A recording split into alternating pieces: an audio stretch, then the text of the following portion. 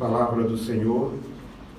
Então tomou Saul um vaso de azeite.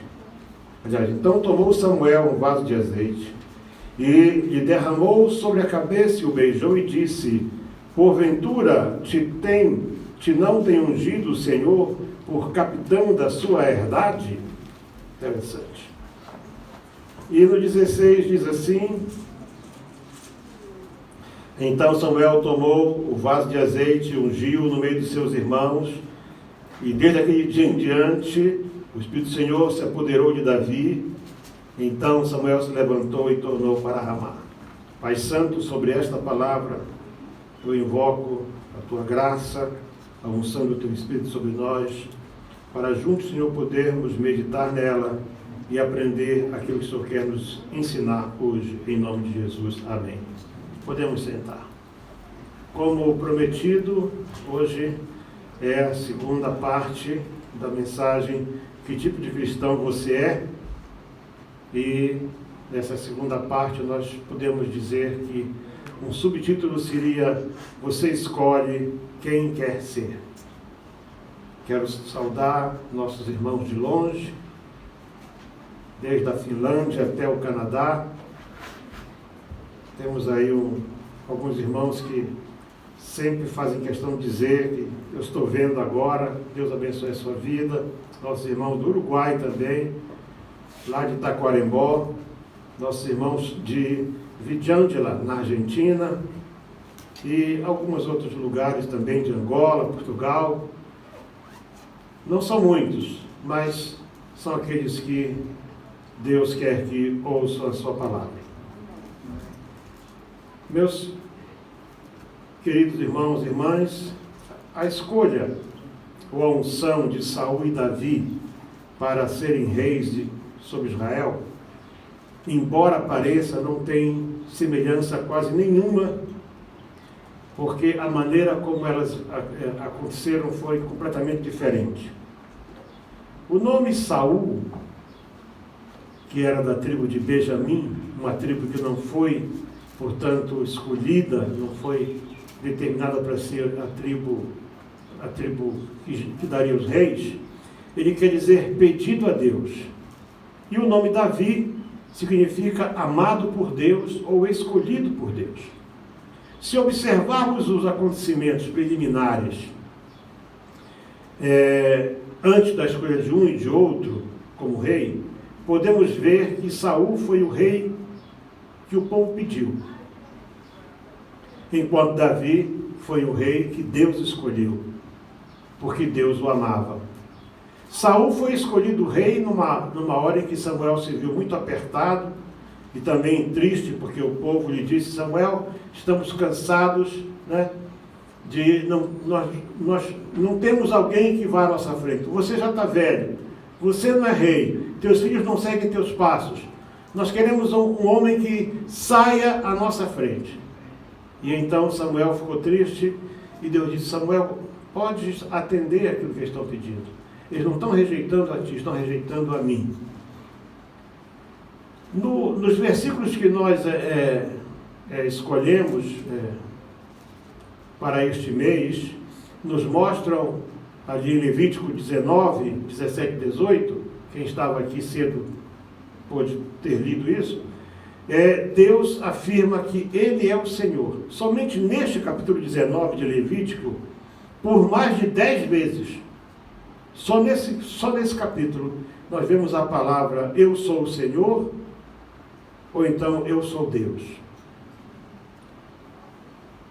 O Salmo 46 e verso 10 tem um versículo que tem estado martelando na minha mente muito nas últimas semanas, que diz assim: aquietai-vos e sabei que eu sou Deus.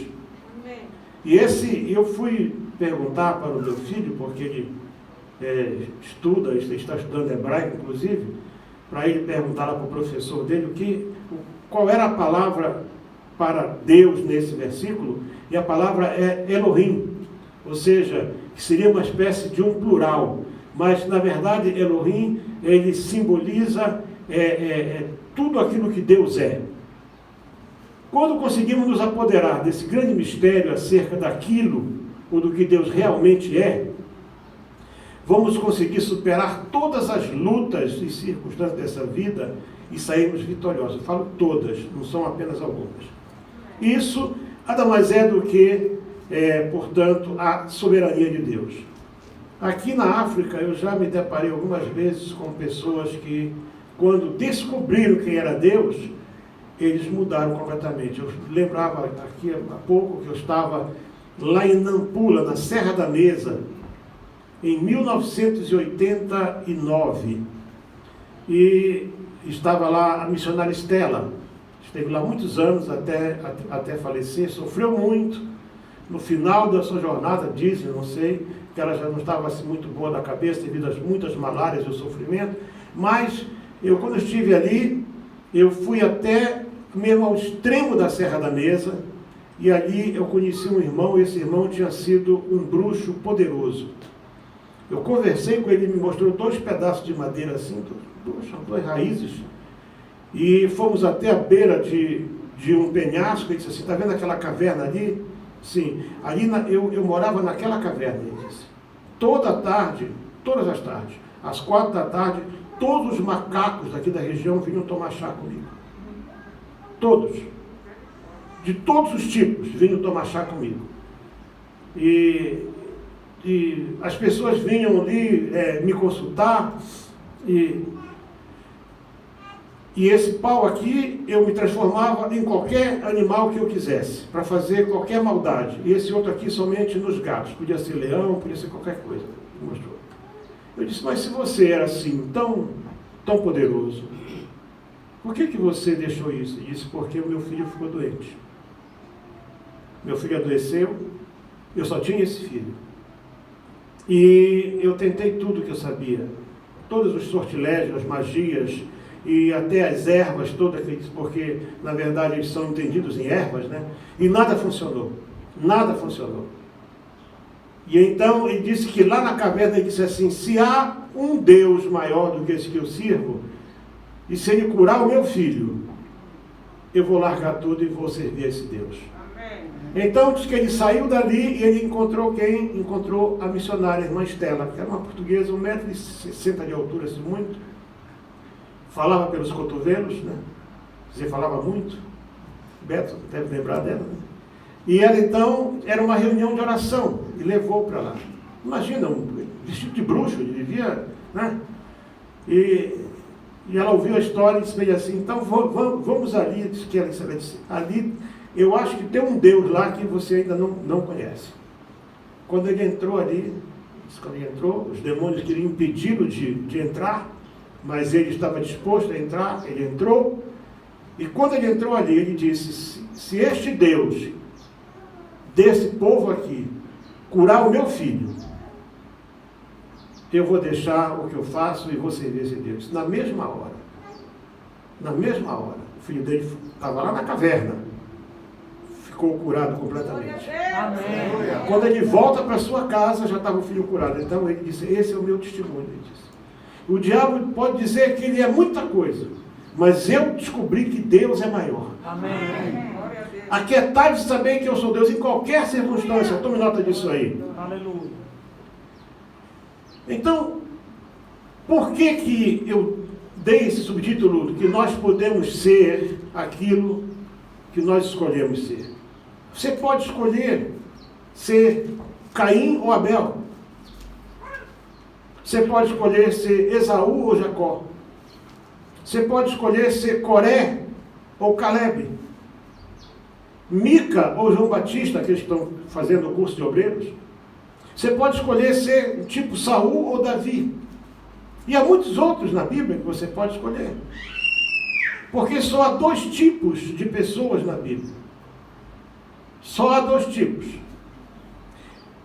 Um dos maiores desafios que vamos encontrar na nossa vida é quando alguém a quem ajudamos, sem razão nenhuma, decide nos destruir, como Saul tentou fazer com Davi. Mas você observou que quando eu li aqui, de propósito não fiz nenhum comentário, no momento em que você se dedicar a ler todo o capítulo 10 e até o capítulo 9 de 1 Samuel, você vai descobrir que Saul saiu da sua casa para procurar as mulas do seu pai, e ele era um jovem assim, sem muita expressão, talvez não tinha grande inteligência também, mas diz aqui que Samuel, né, derramou sobre ele um vaso de azeite, e aqui, essa expressão aqui, vaso, era um jarro mesmo, era um jarro, e o beijou e disse: não tem te ungido o Senhor por capitão sobre a sua herdade? Interessante esse termo. Quando Samuel unge Davi, escolhido entre todos os seus irmãos, observa que há uma diferença muito grande, porque diz aqui que desde aquela hora apoderou-se dele o Espírito do Senhor, o que não aconteceu aqui com Saul.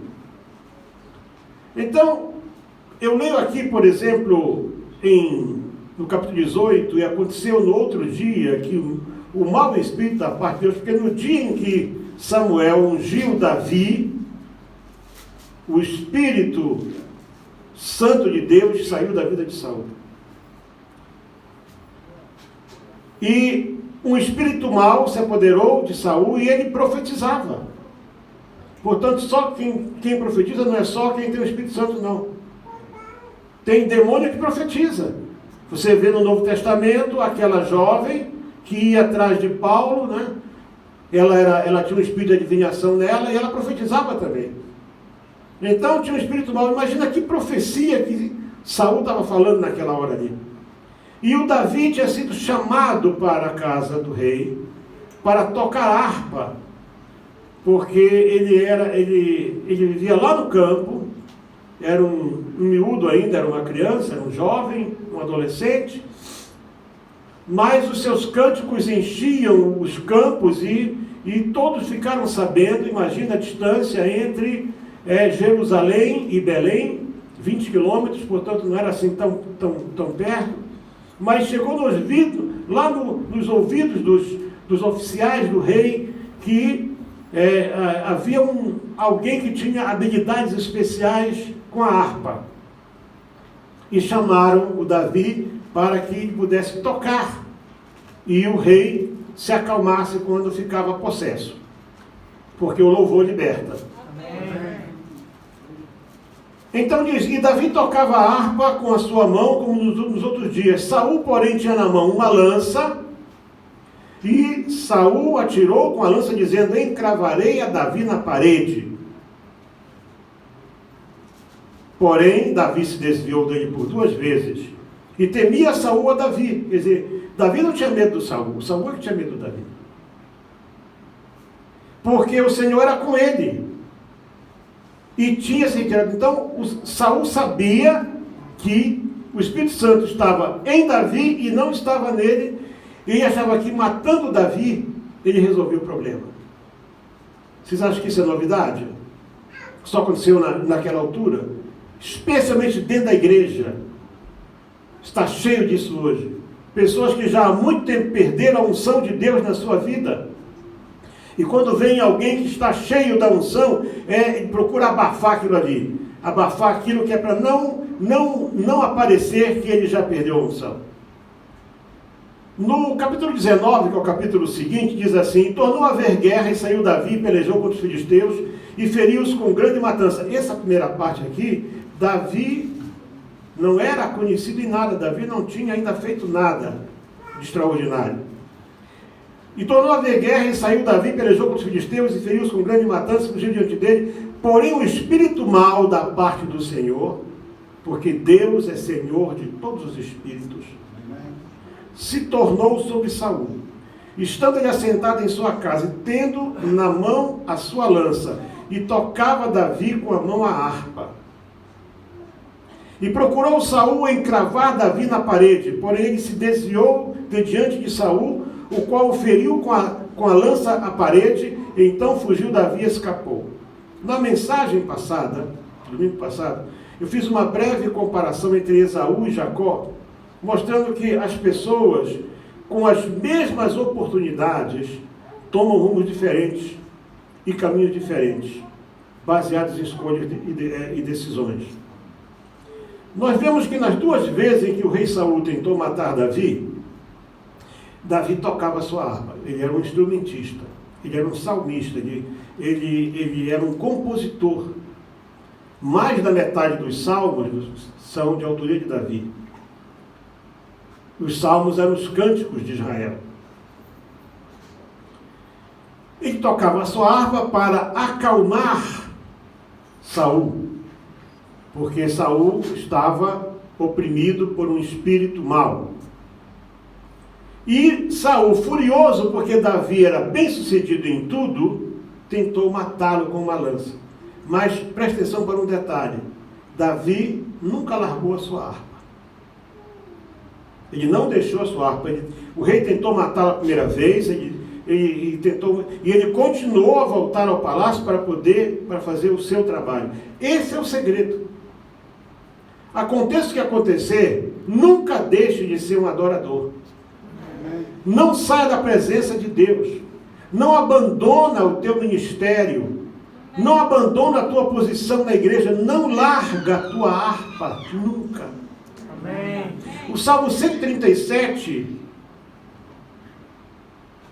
é um salmo interessantíssimo, porque ele diz assim: junto aos rios de Babilônia, ali nos assentamos e choramos, quando nos lembramos de Sião. Sobre os salgueiros que há no meio dela, penduramos as nossas harpas.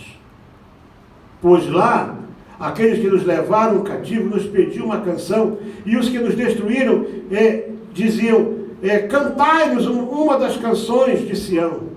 Como nós podemos cantar ao Senhor em terra estranha? Que perda de tempo, né, irmão? Que oportunidade que eles tiveram. Em vez de pendurar a harpa no salgueiro, era hora deles pegarem na harpa e começarem a cantar, porque aquele povo era um povo idólatra.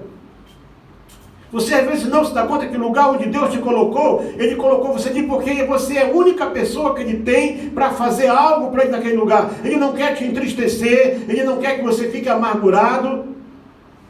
Ele não quer que você se sinta perdido. Ele te pôs ali com um objetivo.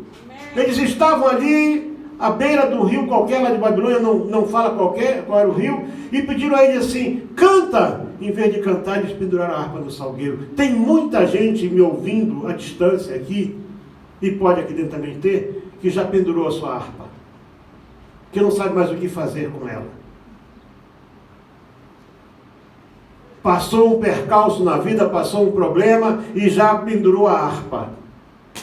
Será que é isso que Deus quer de você? Cristãos tipo Saul, porque aqui o tema é que tipo de cristão nós somos. Cristão tipo Saul, deixam as harpas, deixam a espada do Espírito e pegam em pedras, flechas e lanças e tentam matar seus irmãos. Que me desculpe aqueles que gostam dessas famosas reuniões convencionais. E vai aqui um recado, quem sabe algum convencional pode estar me ouvindo agora aí. É uma coisa horrível. Cada vez que eu ia em reunião convencional, fosse no Brasil ou aqui, eu chegava em casa doente, a minha esposa sabe disso.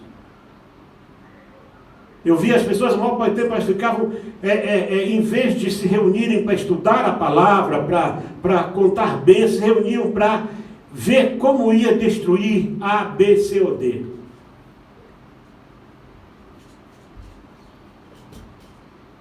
Mas nós temos que zelar pela obra. Cuidado, qualquer um de nós pode ter seu dia de saúde.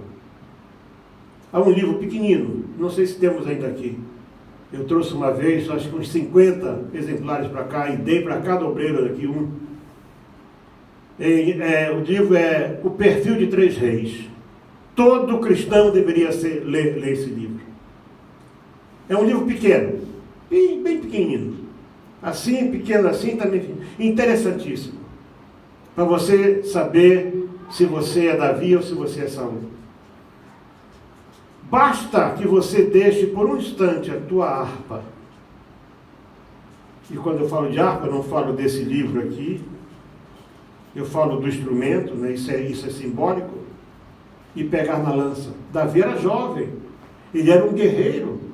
Ele podia ter apanhado aquela lança e jogado contra Saul, mas nessa hora ele seria exatamente igual a Saul. Quando você acha que revidar é a solução, quando você acha que está na hora de dar o troco, payback,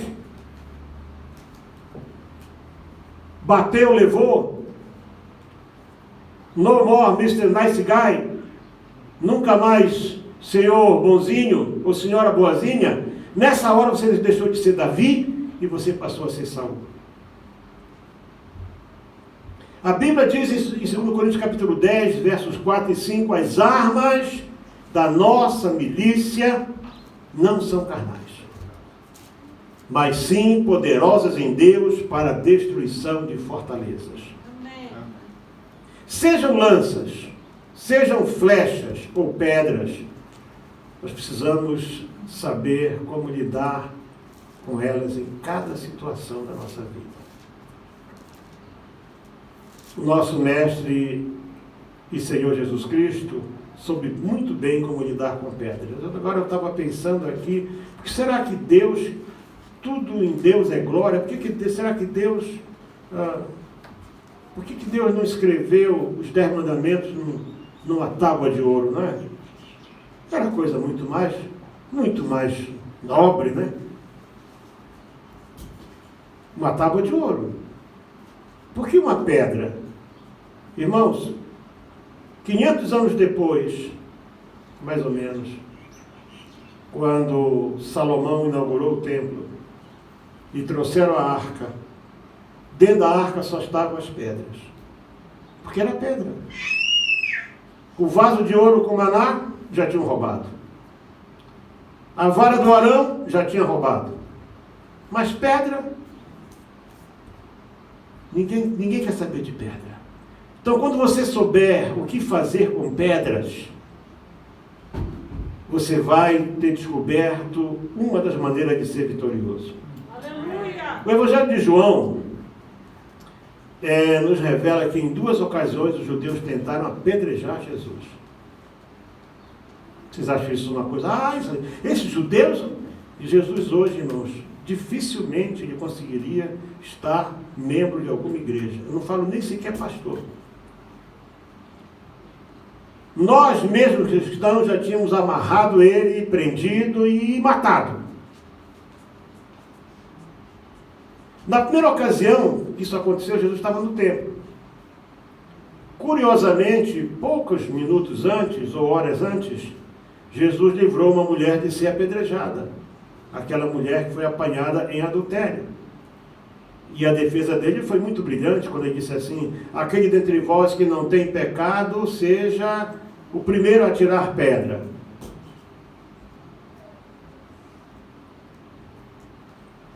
Mas isso também nos mostra que quando chegar o momento em que sozinhos nós não vamos conseguir nos desviar, nós não vamos conseguir impedir, não vai ter forças em nós, as circunstâncias de tal maneira que vamos estar mesmo aparentemente abandonados. Nessa hora, ele vai intervir e vai fazer alguma coisa por nós. Pode até jogar pedra em você, mas ninguém vai te derrubar, porque ele não vai deixar. Após este fato, Jesus continuava falando e encontrando resistência dos religiosos. As palavras do Senhor Jesus foram ditas como de uma pessoa que estivesse possessa, e chegaram à conclusão que ele devia ser apedrejado. Embora isso não estivesse na lei. Isso não estava na lei. Num caso como esse, tinha que ser levado aos sacerdotes, eles é que tinham que determinar qual seria a sentença. Mas endemoniado precisa ser liberto. Então diz aqui em João 8,59, então pegaram em pedras para atirarem nele. Mas Jesus ocultou-se e saiu do templo, passando por meio deles. Irmãos, orgulho religioso não tem nada a ver com zelo ou com santidade. Na segunda ocasião, a segunda vez, era o período chamado a festa da dedicação, a festa das luzes.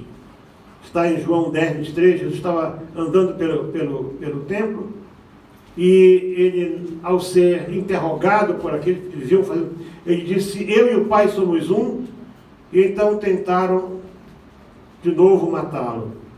Ele disse assim, eu tenho feito só o bem para vocês. Uma das poucas vezes que Jesus tentou se defender. Por que vocês querem me apedrejar? Não estamos te apedrejando porque você fez alguma coisa de bem, mas sim porque você disse que você é igual ao Pai. Mas sabe, a Bíblia diz que nós podemos ser um com Ele. Se Ele é Deus, e nós podemos ser um com Ele, uma só pessoa com Ele, então, isso é que eles estavam tão cegos pelo legalismo, pelo orgulho religioso, que eles não conseguiam ver a essência dessa promessa, que é melhor você andar apegado a um texto, a uma coisa qualquer, do que quando você busca Deus e quer ser um com Deus. Teria sido muito fácil, Jesus tinha poder para isso.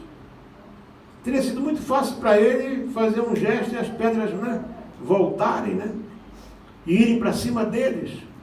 Mas isso faria de Jesus uma pessoa igual a eles. Mas desviou-se e continuou. Possivelmente você já passou por uma experiência assim. Eu lembrei agora de um episódio que eu li numa revista que havia no Brasil. Era O Obreiro, essa revista. E esse fato foi narrado pela pessoa que passou pela experiência. Ele era um pastor.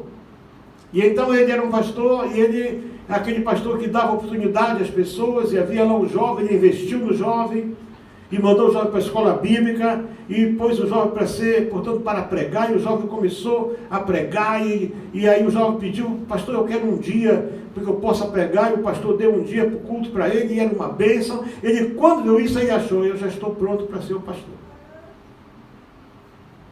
E ele então escreveu uma carta difamando completamente a vida do pastor. Isso não é difícil?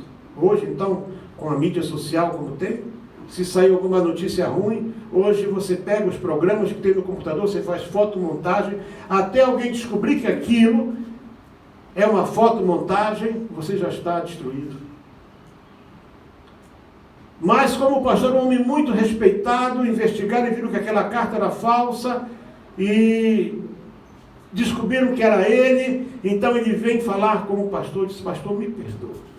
Pastor, eu fui leviano, fui tudo de ruim. E disse, jovem, não é difícil perdoar você. É muito fácil. Mas você vai fazer uma coisa. Está vendo aqui esse travesseiro? Está cheio de penas. Aí subiram, foram até a parte mais alta do templo, abriu o travesseiro e soltou as penas ao vento. Agora você desce lá, você vai pegar todas as penas e vai encher de volta o travesseiro. Volta para mim e você está perdoado. Pastor, isso é impossível. Eu não vou poder apanhar as penas todas. Ele disse, e é impossível também eu recuperar a minha honra por completo. Porque ela foi ao vento. Então, quando acontece algo assim, você precisa saber como lidar com isso. Hoje em dia é muito fácil. Você não faz mal, você só faz bem a pessoa, você investe na pessoa, e quando a pessoa está ali, acha, bom, aquele lugar ali é meu, eu quero ser aquilo ali. E se volta contra ti. É nessa hora que vai ter a diferença entre quem é verdadeiro e quem é falso. Eu encontro pelo menos 3 tipos de cristãos mais comuns na igreja de hoje. E eu tomei por base isso num dos menores episódios da vida de Jesus, no começo do ministério dele, que um dos menores dos evangelhos, que é Marcos, que era o mais jovem também de todos, escreveu, capítulo 2 de Marcos, verso 1 a 7. Diz assim, os versos 1 e 2. E alguns dias depois entrou outra vez em Cafarnaum e soube-se que estava em casa. Depois eu vou falar a parte anterior.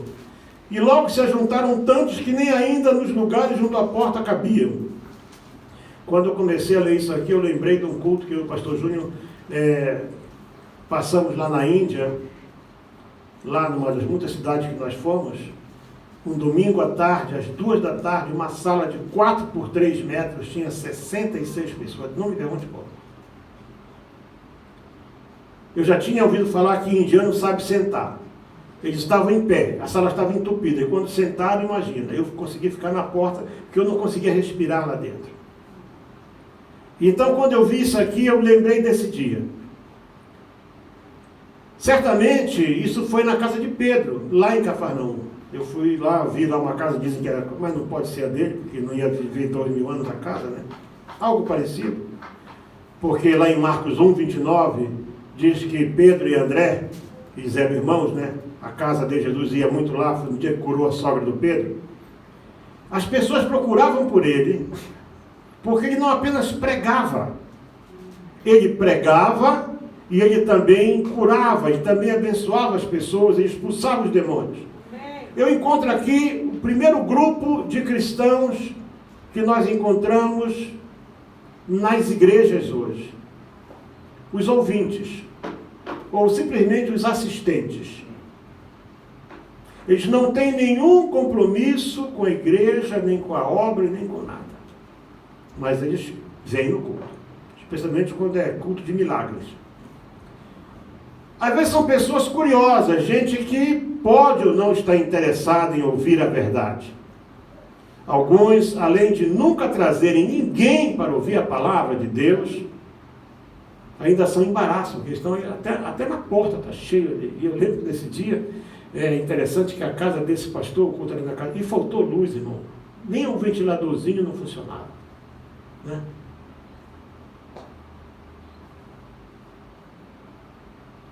Não vou falar outros detalhes aqui, porque são detalhes culturais. Bem em frente tinha um templo para o deus Hanuman, esse deus macaco.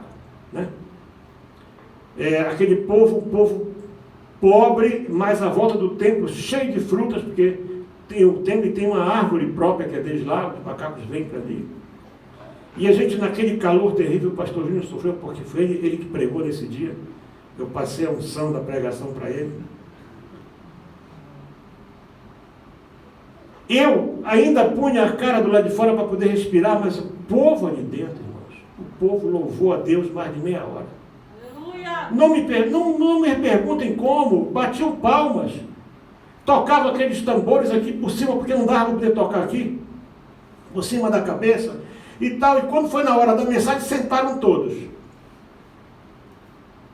E na hora da Santa Ceia, era um copo só para todo mundo. Uma bênção. Os últimos que tomaram a ceia foi justamente o pastor Júnior e eu. O copo estava abençoado. Mas esse grupo de assistentes não tem nada a ver com esses que foram ali, porque ser cristão na Índia é um desafio tremendo. Eles são aqueles assim que enchem o templo, né? Enchem o templo. Mas aí acontece o quê? Vamos conhecer o segundo grupo. Vieram ter com ele, conduzindo um paralítico trazido por 4. Jesus estava dentro da casa pregando lá. A sala entupida. As casas naquele tempo não era como nós... Eram casas muito simples, né? As cozinhas eram todas do lado de fora. E o telhado era feito sim, e tinha tanto se armazenava cereais, em alguns telhados também se cultivavam vegetais e tudo, e até guardavam animais lá em cima. E não podendo aproximar-se dele por causa da multidão, descobriram o telhado onde estavam. Quer dizer, eles, não foi assim arrancar chapa, não foi tirar telhas, não. Não foi, aquilo foi um trabalho. E caiu terra em cima de alguém. Porque aquilo era uma coisa, né? Andava-se por cima daquilo ali. Aquilo se caminhava por cima. Abriram um buraco e baixaram o leito, a cama, né? Aquele catre com a pessoa lá dentro. Jesus, vendo a fé deles, portanto, não conseguia ver fé no paralítico, porque com o tempo você pode ter perdido a fé. Isso é natural. A luta é tão grande e você pode se perguntar, mas por que isso acontece comigo? A primeira coisa que eu tenho que dizer é o seguinte, sabe? Deus tem algum propósito especial na tua vida. Ele está tentando te mostrar isso.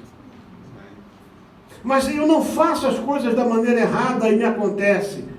Deus deve ter algum propósito na tua vida e está tentando falar contigo acerca disso. Jesus, vendo a fé deles, disse ao paralítico: filho, perdoados estão os teus pecados. Então, esses 4, que é o segundo grupo, representam uma pequena parte que se esforça em fazer alguma coisa pelo crescimento da igreja. Eles podiam estar, eles podiam estar ali para ouvir Jesus. Quem é que não quer ouvir Jesus falar? Mas eles preferiram ir buscar um paralítico, sem fé. Podia até estar reclamando, dizendo: por que vão me levar para ali? Aquilo deve estar um calor terrível. Eu já sou paralítico mesmo. Levaram a ele. Abriram, quando chegaram na porta estavam os assistentes. Aquela multidão que entope e não deixa ninguém mais entrar. E eles pensaram: como vamos fazer este homem chegar? Jesus sabia disso. Aqui foi um teste para a fé deles. Aquilo foi um teste. Às vezes você está fazendo a coisa certa, você tomou a atitude certa e você encontra uma barreira. Não para, não. Deus está provando a tua fé. Quer ver até onde você vai. Eles subiram, passaram por cima da dificuldade, abriram um buraco no telhado, meteram o paralítico lá dentro. E aí começa o que dá início ao terceiro tipo de crente que tem. Jesus falou assim: perdoados estão os teus pecados. Tome nota de uma coisa: Deus não perdoa pessoas. Deus não perdoa Eliel, Deus não perdoa Daniel, Deus não perdoa Manuel, Deus não perdoa Maria, porque não é muito santo. Não, Deus perdoa pecados. Deus perdoa pecados. Portanto, não tem ninguém especial diante de Deus. O que é de Deus são pecadores que chegam para Ele e Ele então perdoa. Porque Ele diz: aquele que vem a mim, de maneira nenhuma eu lançarei fora. Então não importa quem você é, de onde você vem, o que você fez, Ele pode e quer te perdoar. Amém. Continuando a leitura, estavam ali assentados, esse é o terceiro grupo, alguns dos escribas, que arrazoavam em seus corações, dizendo: por que este fala blasfêmias? Quem pode perdoar pecados senão Deus? O terceiro grupo é aqueles que nunca estão satisfeitos com nada. Estão sempre do contra. O horário do culto não é bom? Por que mudou de hora? Mas por que o culto tem que ser mais de 1h30? Estão sempre reclamando. Reclama da mensagem, reclama disso, reclama daquilo, reclama do calor, reclama do frio, reclama da chuva, reclama de tudo. Esses reclamões, eles são um tipo de crente que ninguém merece. Que é o assistente, pelo menos o assistente vem lá, né, dá glória a Deus, canta e tal, dá uma oferta. Esse aqui não dá nada. Esse só dá reclamação.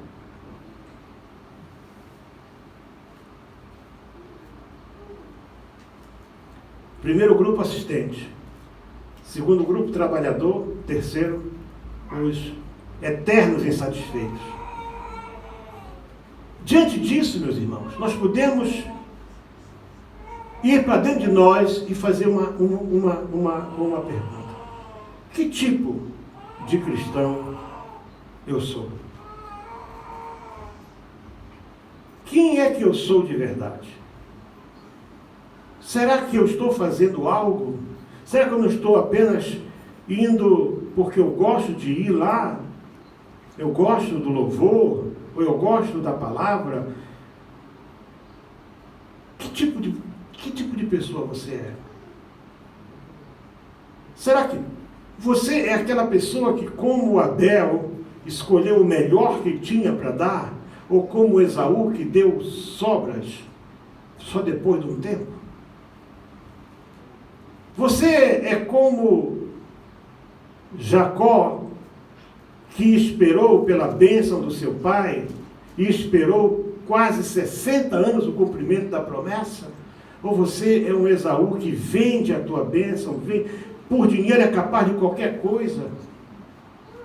É capaz de enganar um, ou dois, ou três, porque você acha que ter dinheiro e ter posição é algo muito importante? Você é um Caleb que com 110 anos podia subir numa montanha e conquistar um espaço, embora ele pudesse reivindicar isso. Ele disse, não, eu vou lá. O meu braço hoje ainda é tão forte como quando eu estava lá no Egito. Ou você é um Coré que não foi escolhido, mas quer ser de qualquer maneira, e acabou enterrado num buraco. Quem é você? Você é um Saul bonitão, que acha que a tua beleza, ou a tua postura, ou o teu carro, ou a tua posição na vida faz alguma diferença?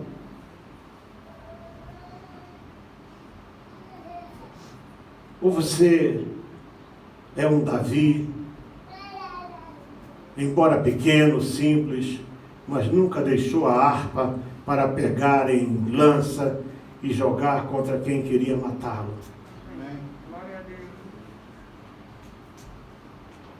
Sabe uma questão a mais sobre pedras? Quando Nabucodonosor teve aquela visão, em que ele diz que ele via que, sendo de mão de homens, uma pedra era cortada e batia na estátua, e a estátua desaparecia, mas a pedra enchia a terra. Essa pedra tem um nome. Chama-se a glória e a presença de Deus. A Bíblia diz que a glória de Deus encherá toda a terra. Amém.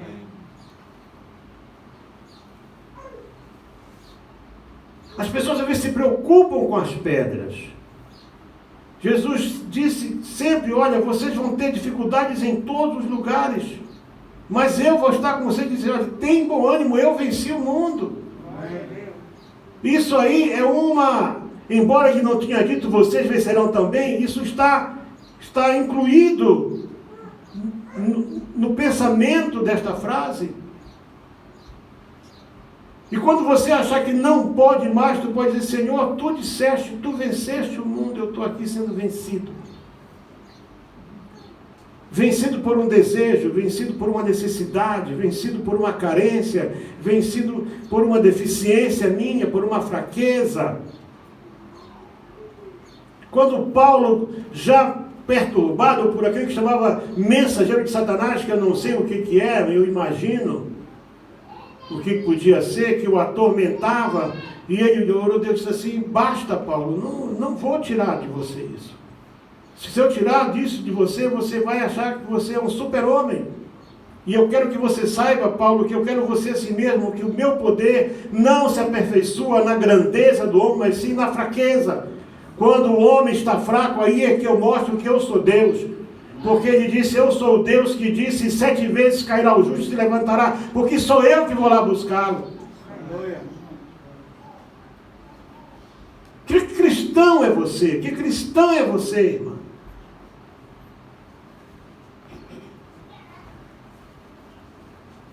Você pode ser tudo de bom, até para a tua família, para mim, e pode não estar agradando a Deus. Mas quando você comparar a tua vida com a atitude daquele que disse, tu és Pedro, mas sobre esta pedra edificarei a minha igreja, e as portas do inferno não prevalecerão contra ela. Aquele que era chamado a pedra de esquina, que os edificadores rejeitaram, a pedra eleita, a pedra escolhida. Então, ele foi rejeitado. Você acha, então, aquilo que você está sofrendo, tem comparação com aquilo que ele sofreu? Não tem. Você só tem que se perguntar, Quem sou eu de verdade? Sabe, a primeira mensagem que Jesus pregou ali em Marcos 1,15, ele diz assim: o tempo está cumprido, está acabado, o reino de Deus está próximo, arrependei-vos e crede no Evangelho. Ali começou a pregação do Evangelho do Reino. O tempo já se cumpriu, não tem mais nada para se cumprir. Vocês têm que experimentar uma mudança de vida. Vocês têm que parar de dar desculpas, de se achar injustiçados, de reclamar de Roma, reclamar disso, reclamar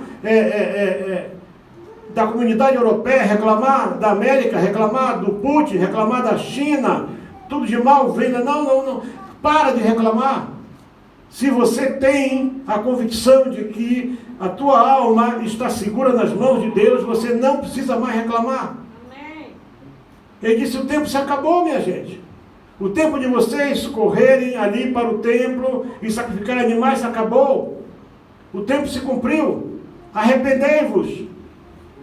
Quando Paulo foi pregar, ele disse assim: Deus, não levando em conta os tempos da ignorância, manda dizer aos homens em todo o mundo: arrependei-vos. O mundo está precisando de arrependimento. A igreja está precisando de arrependimento. É preciso haver arrependimento. E arrependimento envolve mudança de vida, não apenas confissão de pecados, mas mudança de atitude. Mudança de atitude. Que tipo de cristão você é? Eu não sei, nem quero saber. Mas o que eu sei é o tipo de cristão que você pode ser a partir de hoje.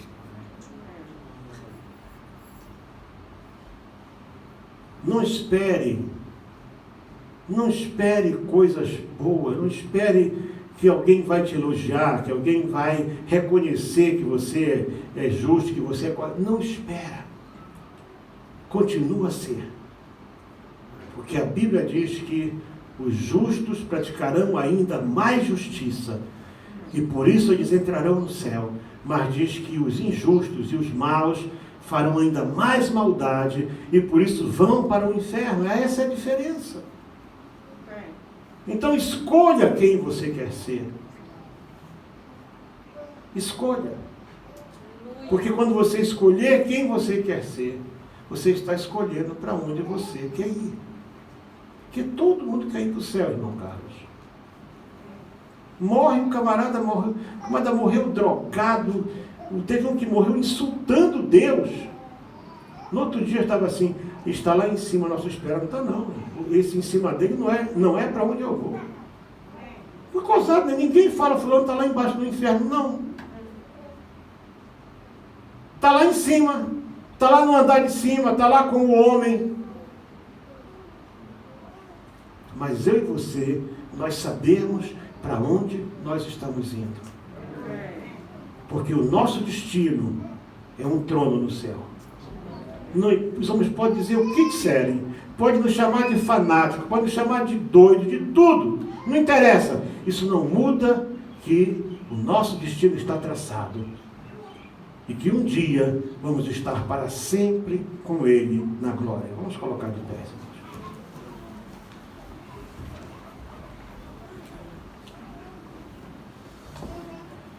Eu não sei como eram as camas daquele tempo, né? Mas devia ser uma espécie de uma maca, né? Feita de madeira. Eram pessoas simples, pessoas pobres, pessoas do povo. Como é que eles conseguiram corda para amarrar e descer o homem assim? Deve ter aberto um buracão, porque se põe assim, né? Se colocassem assim, está arriscado o homem cair da cama, o homem era paralítico. Né? O homem teve que descer assim, imagina uma cama abrir um buraco. Mas quando você sabe aquilo que Deus pode fazer, não tem telhado que impeça. Tem gente que está construindo aí, fazendo uma laje em cima da cabeça para não receber bênção.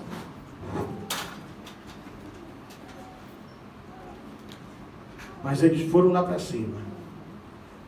É por isso que eu acho que a casa era do Pedro e do André. Até podia ser ser 4 discípulos de Jesus que estavam ali. E abriram o telhado. Deus está contando com pessoas como essas, meu irmão. Pessoas assim. Viu, irmão Sérgio? Pessoas que abram buracos na parede. Que se arrisquem a abrir brechas. Que se ponham na brecha por outros. Que façam como aquele mordomo do rei Acabe, com risco da própria morte. Ele salvou centenas de profetas, de 50 em 50, alimentando com pão e água. Deus está à espera de que eu e você não peguemos em lanças para ferir nossos irmãos, mas sim possamos pegar na espada do Espírito para vencer as batalhas dele.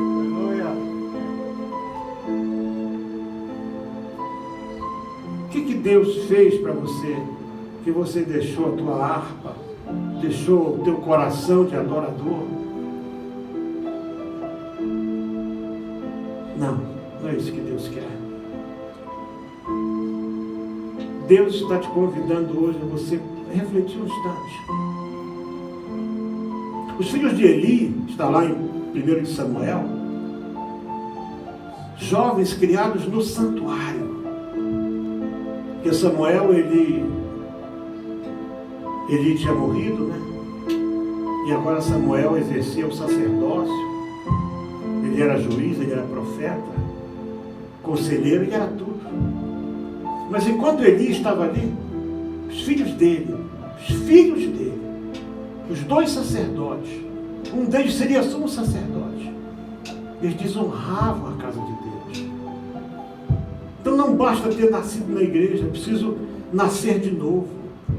É preciso ter uma experiência de salvação.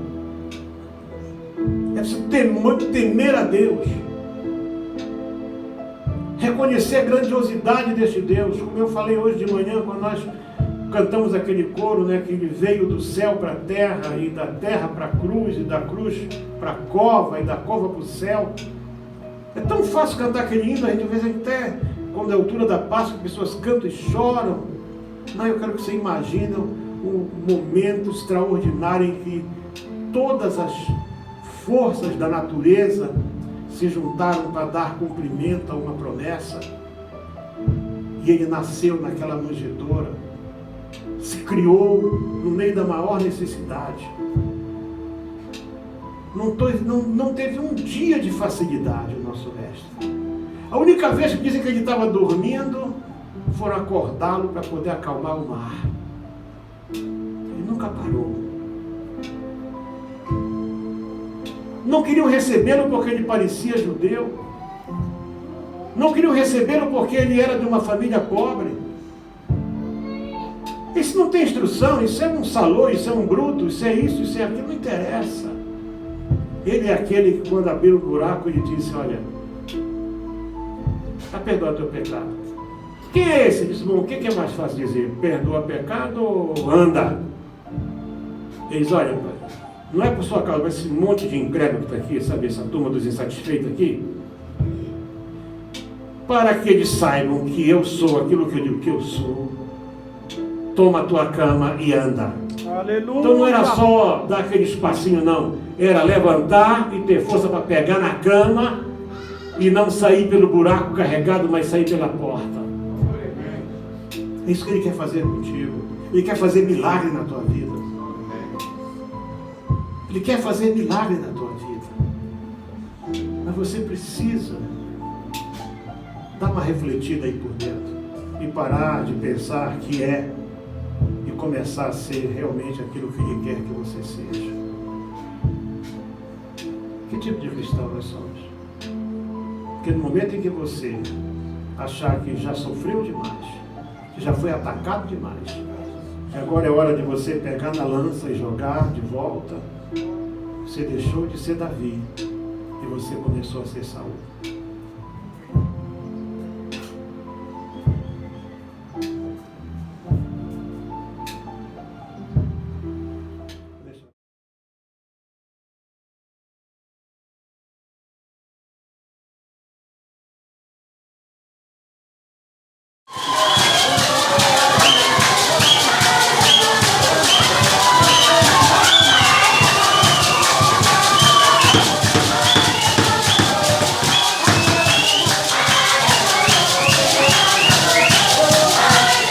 Quero saudar todos com a paz do Senhor. We want to salute you all with the peace of our Lord Jesus.